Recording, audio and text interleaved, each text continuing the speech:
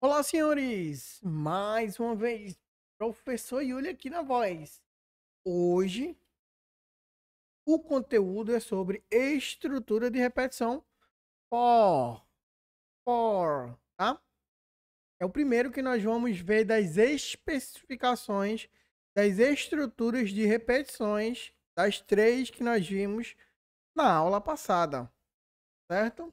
Eu trouxe um exemplo aqui para os senhores que vamos ver daqui a pouquinho. Vamos lá. Ó, quais são as características do for, da estrutura de repetição do for? Deve ser usada quando o número exato de repetições é conhecido. Vamos ver no exemplo lá em que tipo de problema nós conseguimos usar o tipo for da estrutura de repetição. Beleza? E o for também utiliza uma variável de controle que deve ser do tipo inteira ou literal. Lembra lá, quando estudamos sobre variável, nós vimos os tipos de variável que existe e o for, ele suporta o tipo de variável inteira ou literal, tá certo? Ó, nesse exemplo aqui da sintaxe no algoritmo, eu vim trazer esse exemplo aqui para os senhores. Para o valor, né? Vou colocar o valor lá da minha variável até a condição, né? Então faça essa determinada instrução que eu coloco aqui. Então, após a instrução fim para, ele para o for. E ó, essa observação aqui, ó, ao invés de incremento, pode ser feito um decremento do valor da variável de iniciação. Variável de iniciação é esse valor aqui. E eu posso incrementar até essa condição e eu posso decrementar até essa condição aqui também. Quando eu for codificar, eu vou escolher aqui nas instruções o que ele vai fazer, incrementar ou decrementar. Beleza? E como é que funciona isso? Eu tenho 4 pontos importantíssimos a falar sobre o funcionamento do for. Primeiro, quando o comando que inicia a estrutura de repetição de sua condição ela é testada antes de executar qualquer instrução dentro do laço. Então, o for faz esse tipo de teste, tá certo? Segundo ponto, as variáveis de iniciação lá do meu código, do comando de atribuição que inicia uma variável de controle de laço, ela é executada apenas uma única vez no início do laço. O terceiro ponto importante da estrutura de repetição do for é que a condição ela determina o final do laço da repetição.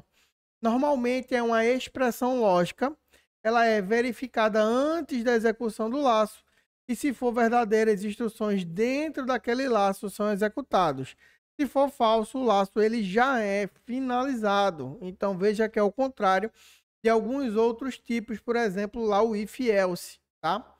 E o quarto ponto importante do for é que o incremento ou o decremento ele é executado sempre no final do laço, mudando o valor da variável de controle a cada repetição daquele laço. Então, voltando aqui ao exemplo, o que eu consigo falar?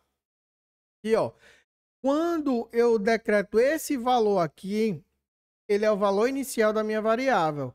Então, ele vai executar até essa condição aqui. Lembrando, podendo ser lógico ou numérico. E aí, dentro das instruções, eu consigo incrementar. Eu consigo incrementar de 10 em 10, de 20 em 20, 30 em 30. Eu consigo verificar se é verdadeiro ou falso. Enfim, dentro da instrução, eu vou conseguir colocar a minha questão lógica dentro do meu laço de repetição do tipo for. Beleza? Nas próximas aulas, eu vou trazer o exemplo prático e já vou trazer como fazer isso dentro do código e com alguns exemplos para nós praticarmos, tá certo? Por quê? Só a prática vai fazer os senhores entenderem na prática qual é a melhor alternativa dentro do meu código para aquele meu determinado problema. Por quê? Existem problemas que eu consigo resolver com os 3 tipos de estrutura de laço. Digo, de repetição. Porém, contudo, entretanto, sempre há uma melhor alternativa dentro do meu código. Eu posso deixar o meu código mais limpo, eu posso deixar o meu código mais leve. Então, quanto mais leve, mais rápido o aplicativo vai entregar ao usuário. E o mercado de trabalho, ele sempre procura esses tipos de programadores que têm solução mais leves, porque a entrega ao usuário ela fica mais rápida, tá? Vamos ver esse exemplo aqui com números. O que é esse problema aqui? É um algoritmo que ele imprime números de 1 a 100. Vamos lá, o algoritmo. Início. var contador do tipo inteiro. Minha variável, foi decretado aqui que o nome dessa variável é contador do tipo inteiro. Começando o código aqui do for, né? Para contador, que é essa variável aqui, que nós declaramos, recebe 1 e faça até 100. E o que vai fazer aqui no script, né? Ó, aqui nas instruções, ele escreva contador. Então, vai aparecer para mim 1, 2, 3, 4, 5, até 100. Quando chegar no 100, ele vê que ele tem que parar, né? Porque faça até 100 é uma condição. Então, o algoritmo para, tá? Isso eu posso botar um contador dentro de um relógio. Eu posso colocar esse contador dentro de um cronômetro. Eu posso colocar esse contador dentro de um velocímetro de um carro. Eu posso colocar esse contador dentro de uma bomba de combustível. Eu posso colocar esse contador numa catraca de metrô. Eu posso colocar esse contador em N dentro de uma impressora que ela imprime a quantidade de folhas. Eu posso colocar esse contador em N lugares. Então, percebam que esse tipo de lógica de programação nós usamos no nosso dia a dia, tá, pessoal? Eu consigo colocar esse contador dentro do ar-condicionado para ele me mostrar qual é a temperatura que o usuário escolheu. Enfim, vai depender do problema, vai depender da criatividade do programador ali para ele conseguir identificar, enxergar onde é que ele consegue colocar essa lógica de programação dentro do mundo real para o mundo digital. Gostaram? Beleza? Gostaram do for? Para deixar tudo redondinho, deixei essa atividade aqui no Aveia, tá?